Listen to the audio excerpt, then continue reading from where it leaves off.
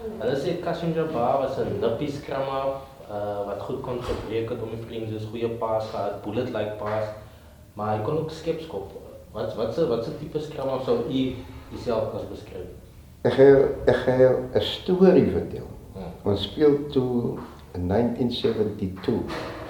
Speel is die Kwaro op Atlant Stadium. En as jy weet wie Kwaro is die hele Ooskaap se swart mense wat oorgekom het van die federasie nie, maar die SARA-volk wat oorgekom het na SARU toe.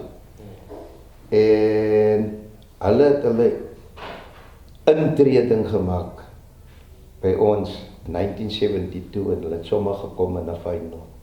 En in die final het ons gespeel op Atlant Stadium. Toe het ons agtergeloop 13-0 halftyd.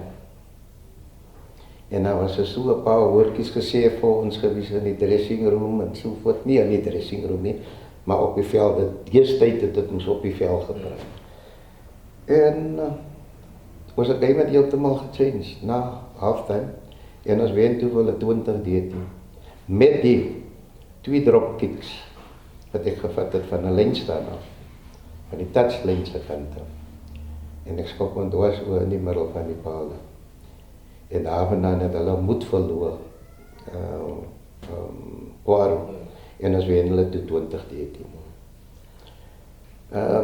Skepskop is nie vir enige een nie, maar jy weet, as jy 'n skepskop skop van 'n lynstaan af, dit kan dan is ook because die manne is 2-3 meters na jou. Dan is jy ver weg van jou nie. Maar as jy die skepskop doen om jy agteruit beweeg en dan skop. En ek het hy goed gemeester, jy sien.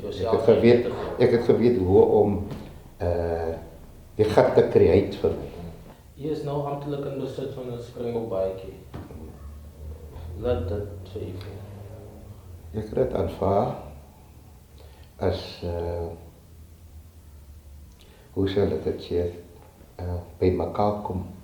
Reconciliation. As a reconciliation gift. Ek het dit so aanvaar. Dit beteken absoluut niks vir my as because ek het nie gespeel vir Duiwelies nie. Die een wat ek gespeel het is in die museum. Dit is by SARU. Ek dink die museum het my toegemaak. Ek moet dit eintlik weer gaan haal daarso. By hulle. En dit is die een wat ek proud is van. En dit is my SARU blazer wat ek gespeel het voor 1969.